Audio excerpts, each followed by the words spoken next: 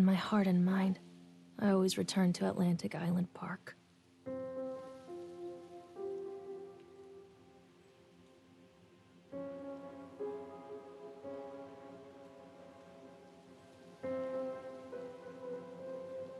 Where's Mr. Bear? I haven't seen Mr. Bear, Callum.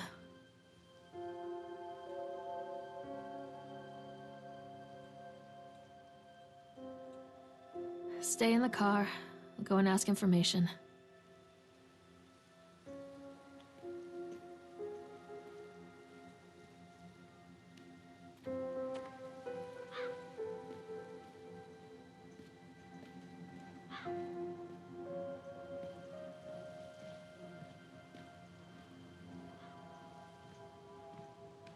Attention, patrons. The park is now closed. Please make your way to the car park at your earliest convenience. Employees, prepare the park for shutdown. Callum was born the day this place opened. This is his favorite place in the world.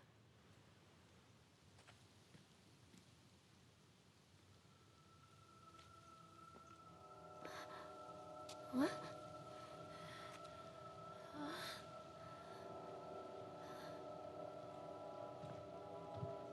Hey, Lorraine. Lorraine. Don't blame yourself, Lorraine. People lose things all the time. Take a deep breath and think about the last place you saw your son's teddy bear. Hey, stop! I think your boy just ran into the park. I'll unlock the gates for you.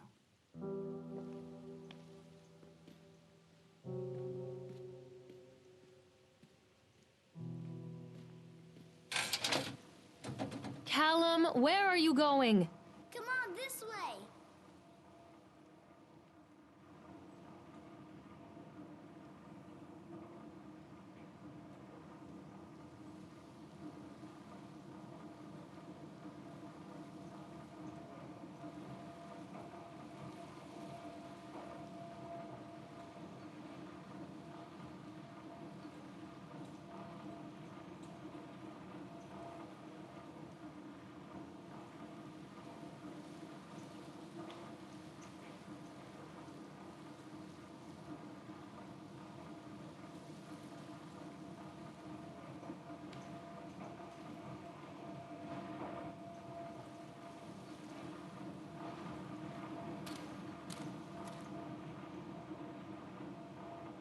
There's something special about the entrance to an amusement park. A line drawn between the real world and the world of whimsy within. On this side, the apathy of our everyday lives. And on the other, anything we might dare to dream. It's no wonder Callum ran back inside. I wouldn't want to leave either. Attention, employees. The park is now closed. Have a safe journey home.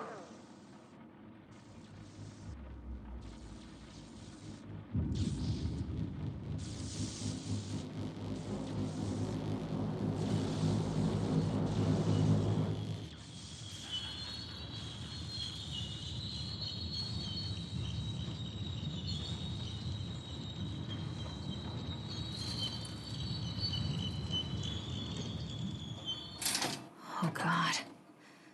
The park. What happened here? It's easy to get lost here.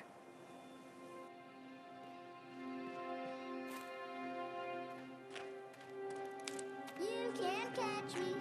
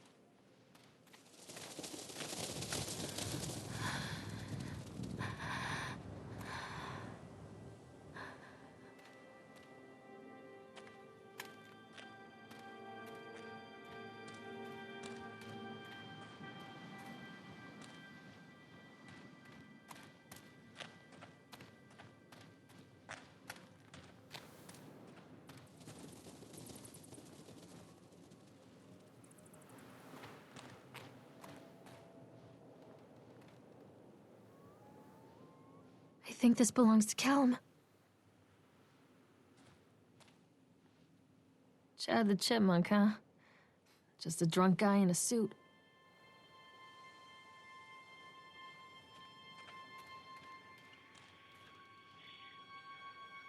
What is this about?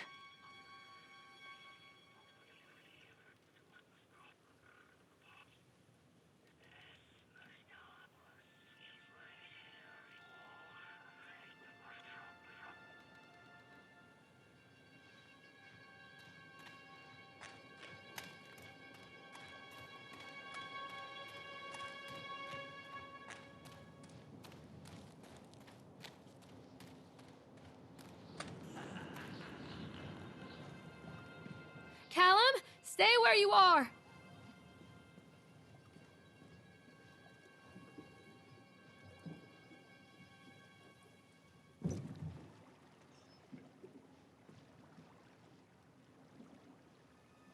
Come on, Mommy.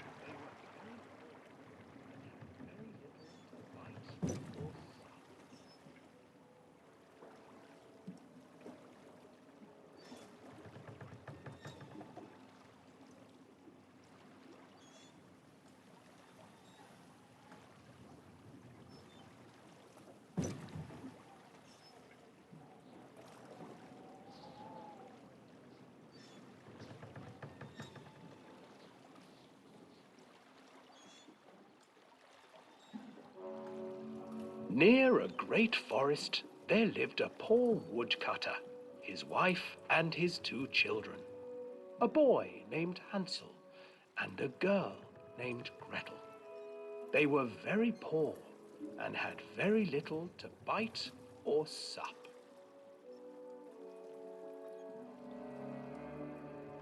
"What will become of us?" the woodcutter asked his wife one night. "I tell you what, husband, we will take the children into the thickest part of the forest tomorrow and abandon them there." "No, my wife, I cannot do that," said the man. "Then we will all 4 starve, you fool." Hansel and Gretel overheard their parents talking, and Gretel began to weep. "Do not fret, Gretel," Hansel said. He crept out of the hut and gathered white stones from the ground to fill his pockets.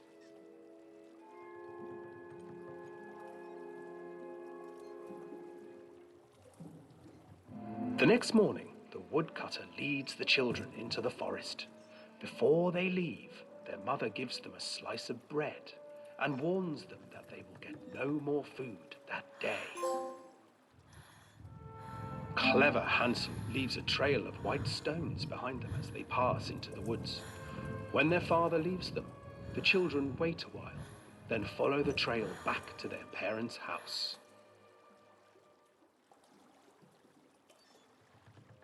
After receiving a thorough scolding from their parents for getting lost in the woods, the children are sent to bed without any supper. Hansel tried to sneak out and collect more white stones, but found that the door was locked. "Tomorrow I will take them into the woods myself," the wife told the woodcutter. In the morning, their mother gave them a slice of bread and led them deep into the forest once again.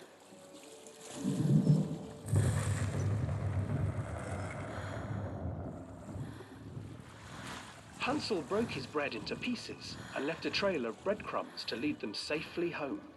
But hungry-eyed birds snatched up the breadcrumbs and his trail was destroyed. Abandoned by their parents and unable to find the trail home, the children wandered in the forest for 3 days.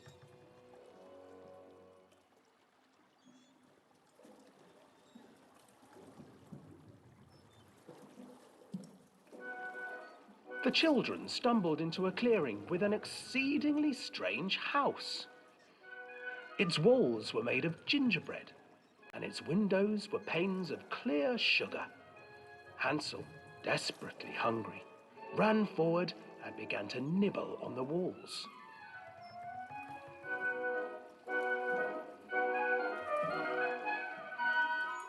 Nibble, nibble, little mouse. Who is nibbling at my house? An old woman emerged from the house, sniffing the air and peering around with cloudy eyes. Oh, you dear children, who brought you here? Just come in and stay with me. No harm will come to you.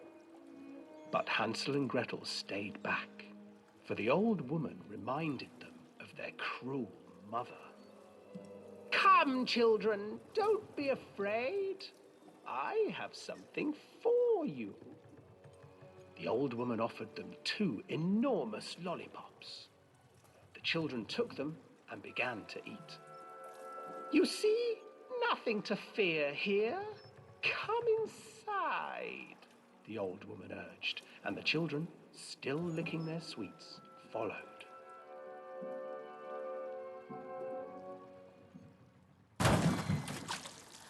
Once inside the house, the old woman changed. She stuffed Hansel into a cage and put Gretel to work, sweeping and cleaning her hut. Your brother will make a good mouthful, the old witch told Gretel. Once he is fattened up, I shall feast upon him.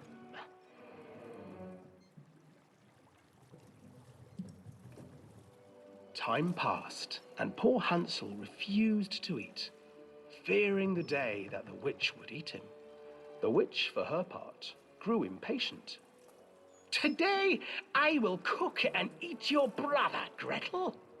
Climb inside and light the oven. But Gretel pretended not to understand. I do not know how. Where is the opening? Fool, the old witch said. The opening is here. And she moved to show Gretel. Seizing her courage, brave Gretel gave the witch a shove, and the old crone tumbled forward into the oven. Gretel slid a large iron bolt over the door to the oven. Gretel freed her brother Hansel, and together they lit a fire beneath the oven.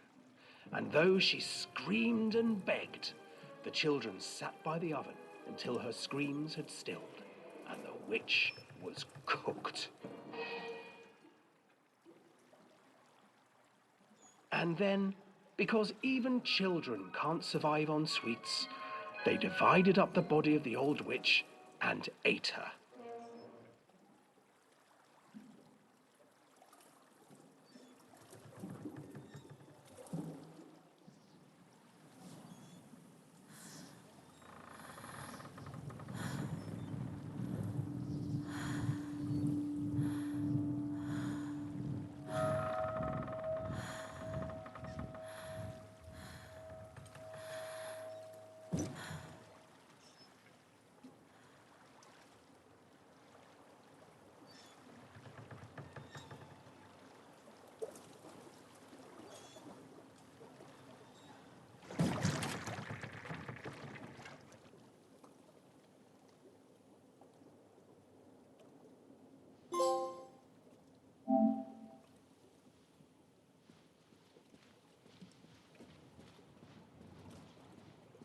Hansel and Gretel. I used to read it to Callum when the electricity was shut off. Those poor children. The whole world against them. The forest, the birds, the old witch, even their own parents.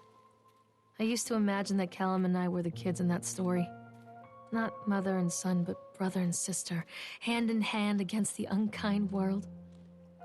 We were always hungry, looking for our own house made of candy, looking for the sweetness that could take the pain away. Hunger leads people to desperate, terrible places where the tree branches reach like claws.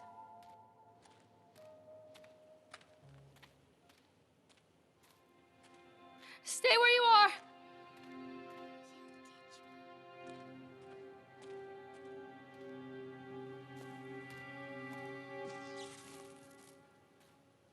Another accident. This place.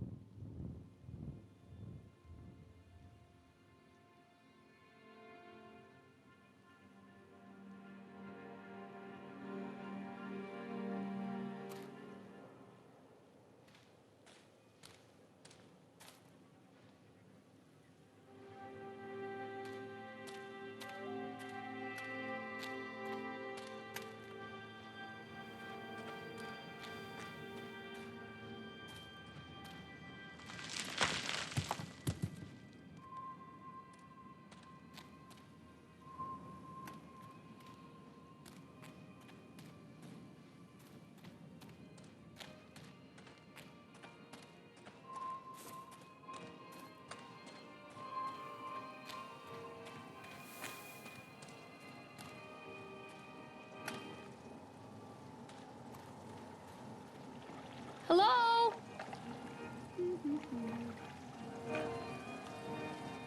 This old thing used to make the blood run to my head. Make me dizzy.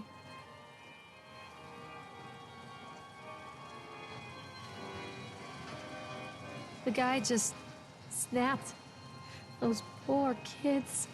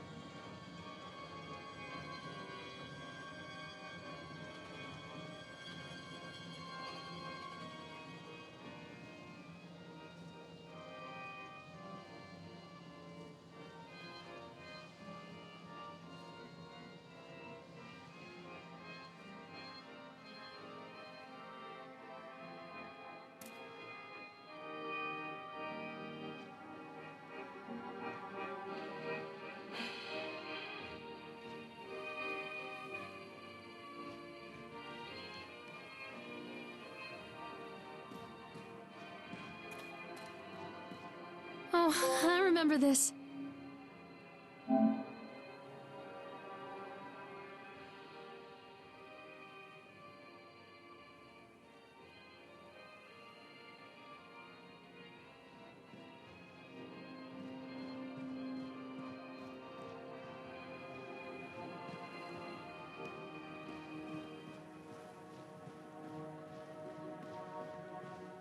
Treachery hides in thoughts. Treachery that lashes like a whip and scars our insides. The first time I saw Callum, my thoughts betrayed me. I looked down at this wrinkled, red, bawling thing and I thought, is that it? We build our world from expectations, and the world that I had built for Callum was no different. He was so real, so there, and so far from my expectations. And they shattered, and as they fell in pieces, that one treacherous thought became a new foundation. All of the love that we shared, all of the warmth and goodness that followed, built on a single, traitorous thought.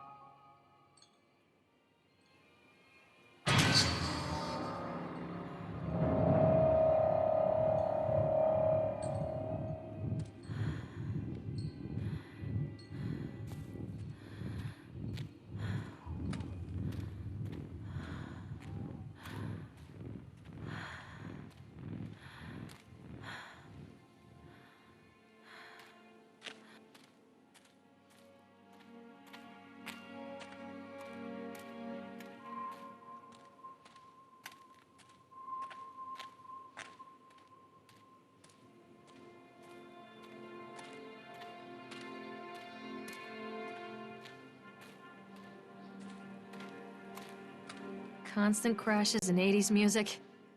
I guess it floats someone's boat.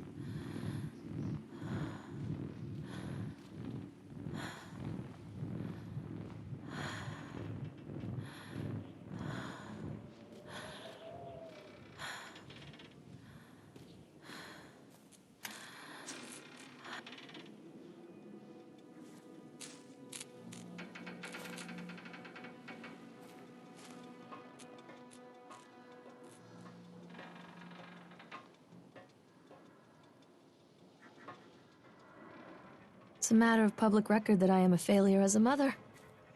Once, when Callum was very small, I left him asleep in the car while I ran an errand. Don't even remember what it was. When I came back, the sheriff was standing next to the car, watching my boy through the window. I didn't like what I saw in his eyes. Judgment. He wrote me the ticket without saying a word. Just the scratch of his pen on the notepad. When he gave it to me, our eyes met. I know what you're going through. My daughter, Helen, she just gets some help. Help was a bolt of lightning. Help was 1,000 volts surging through my veins. Help is agony. I'd rather die. I wanted to scream. I'd rather you pulled your gun and shot me. But instead my mouth said, "Yes, Sheriff."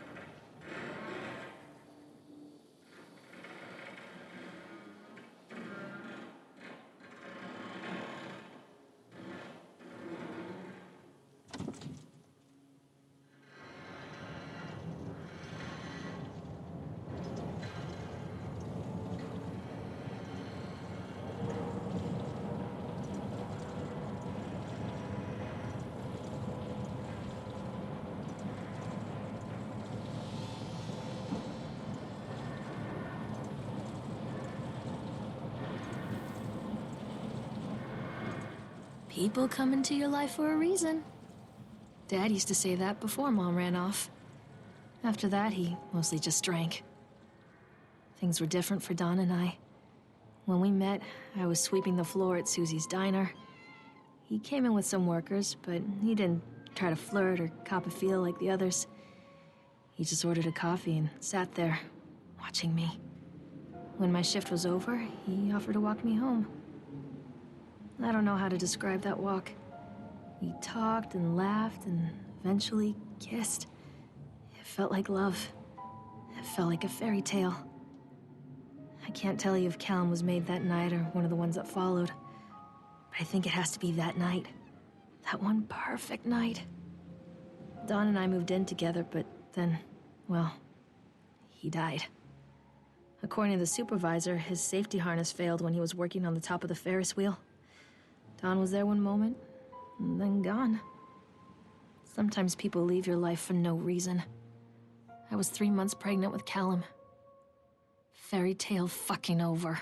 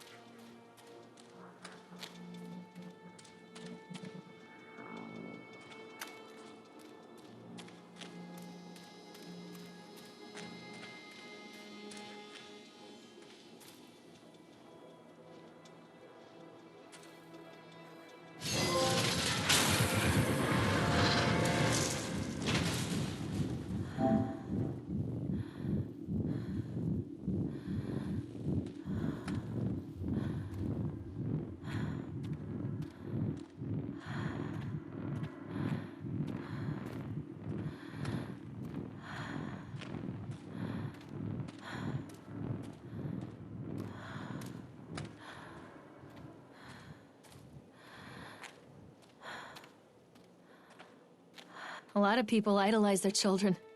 You hear them talking about their kids and just the way they talk, their fucking voices make me want to vomit. My angel likes to read, and little Johnny is so good on the piano. Fuck those people! You give up 9 months of your life carrying them, you traumatize yourself giving birth to them, and then you spend the rest of your life as their slave. Wiping asses, mopping up piss, feeding them, little life-sucking monsters who take and take and take until... we all go insane. Any parent who pretends otherwise is just dishonest. That's called choice supportive bias. I am honest. Callum really grinds my gears, and he owes me everything. Everything. It'd serve the little fuck right if I just abandoned him.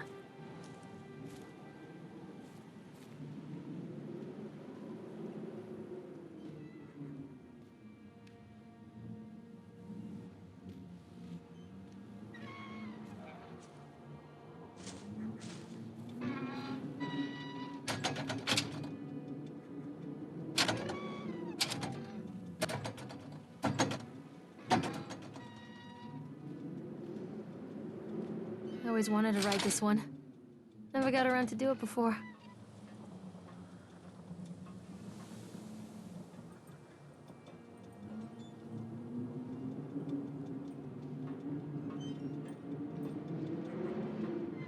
Where are you, Callum?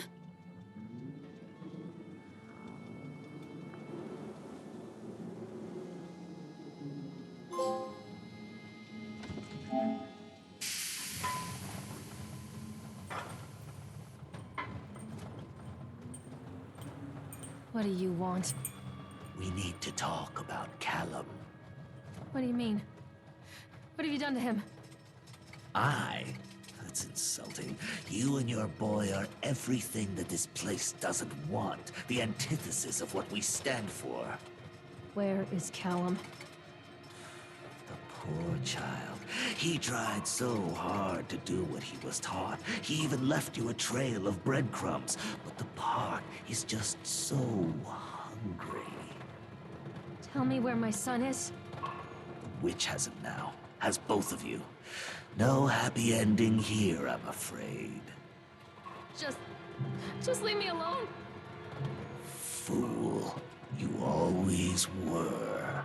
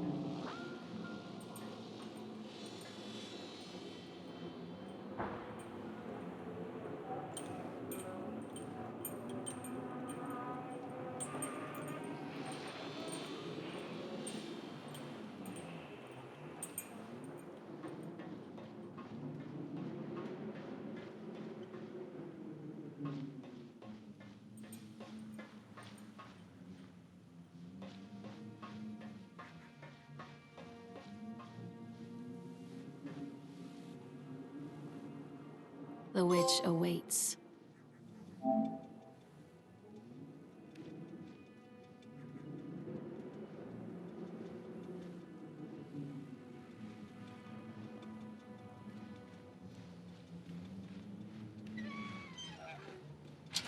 Callum has bruises on his arms, finger marks.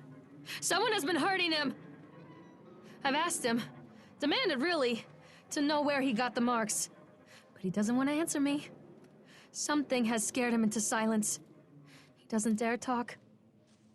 He's been changing too. Something sinister lurks in the darkness behind his eyes. I catch him staring at me at odd moments. In the night, he tosses and turns and cries out words that I cannot understand. When I try to soothe him, he snaps and bites at my fingers. I think he wants to talk to me. I think he wants to tell me. But they are watching him every minute of every day. They are whispering to him in his sleep, changing him. They are taking my baby away from me. I can save him. There will be pain. But I love him, and in the end, he will understand why.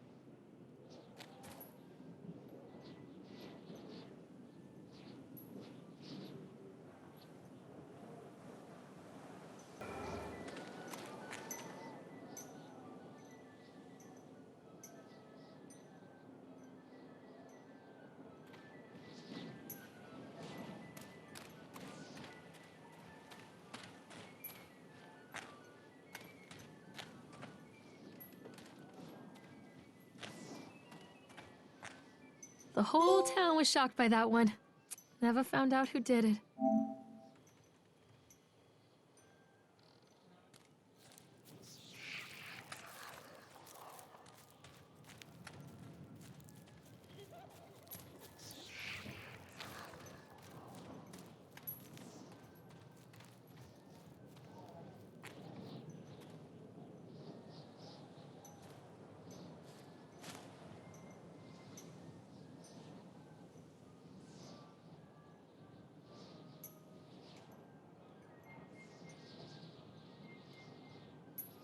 This isn't a game, Callum!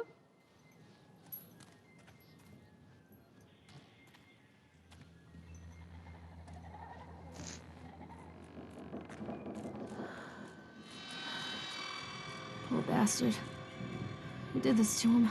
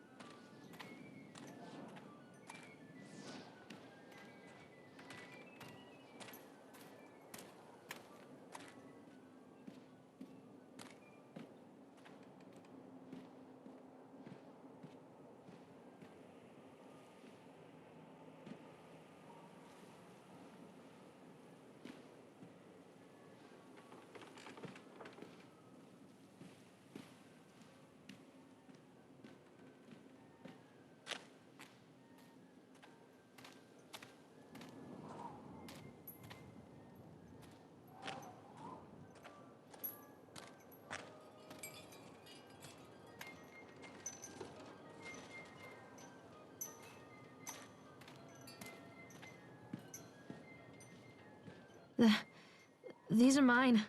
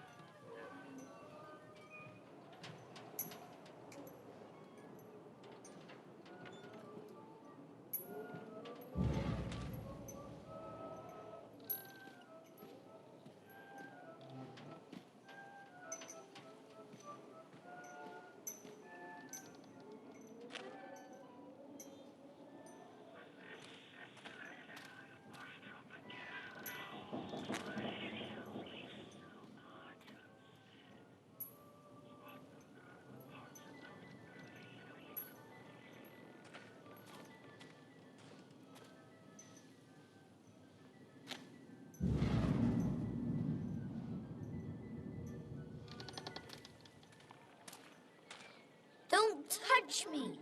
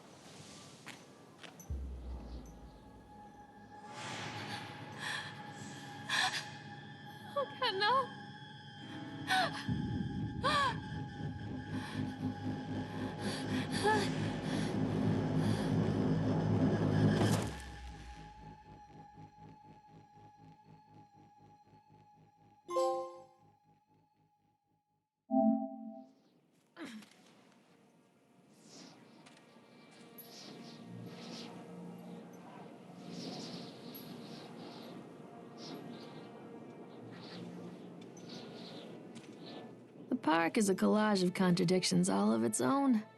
Millions of people die every year in car crashes, and the park has little cars designed specifically to simulate that action. Hear the children scream with joy. In the sideshow alley, you can walk away with 15 cents worth of mass-produced Chinese teddy bears while a grinning carny pockets your hard-earned $5. What secrets lie beneath the sullen waters of the lake? The tears of jilted lovers, the soiled condoms of illicit affairs, the clotted blood of the lonely suicide. And the face of the witch looms over it all. I've always despised her toothy grin and warty nose. I hate that sparkle in her weathered, watchful eyes. I think Callum is waiting for me. Inside.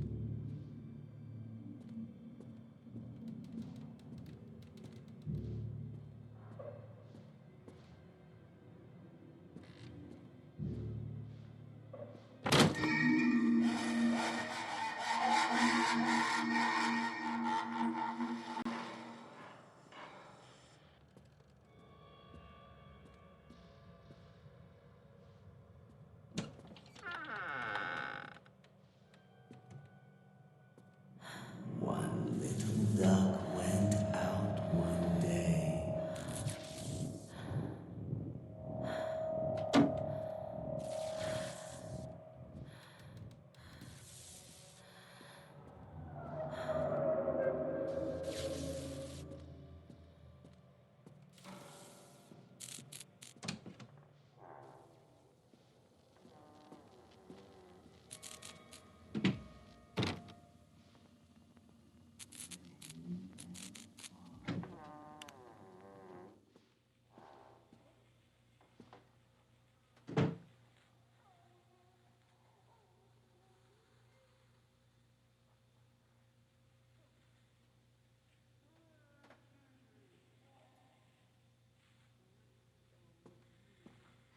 After they let me out, they gave me Callum back and sent me home with a handful of breadcrumbs.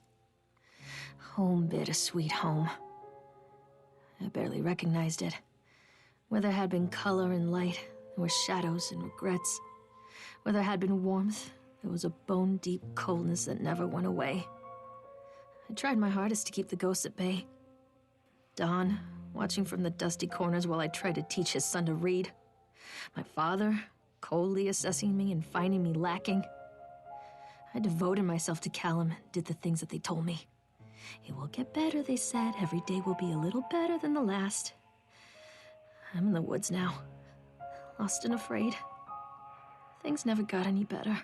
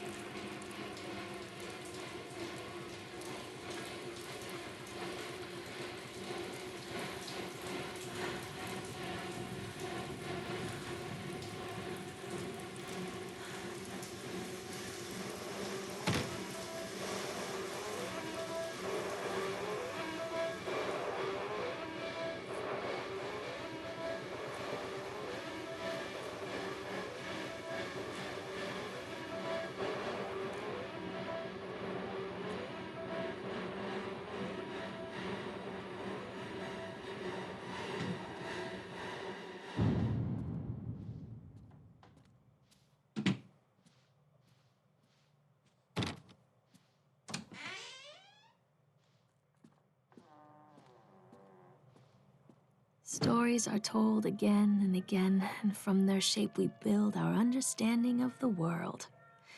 Two children are led into the woods. They are lost for a time, but then are captured by an old witch. A child goes missing in Atlantic Island Park. He wanders lost for a time before finding his way into the mouth of an old witch. In the oldest version of this story, the mother and the witch were the same person. I never wanted to be the witch. But I am, aren't I?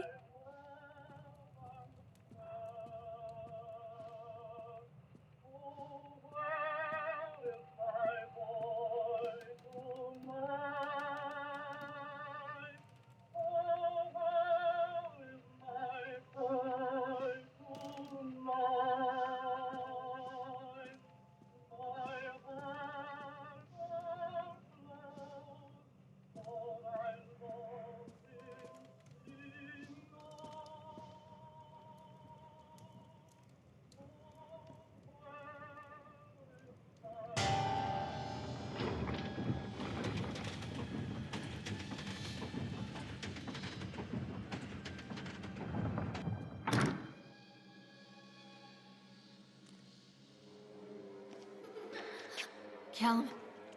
Callum?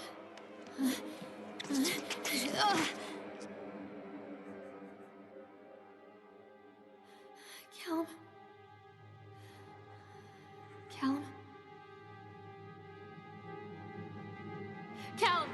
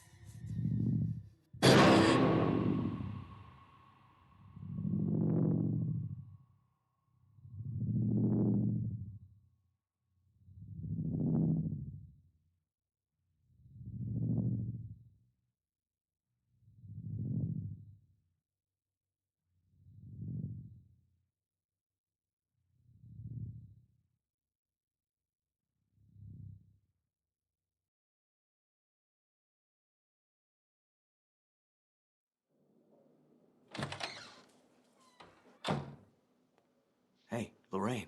Lorraine. Don't blame yourself, Lorraine. People lose things all the time.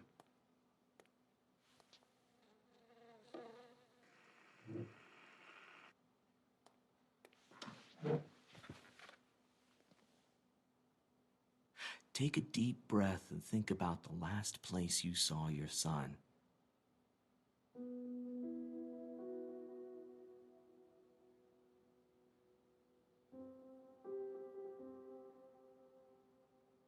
In my heart and mind, I always return to Atlantic Island Park.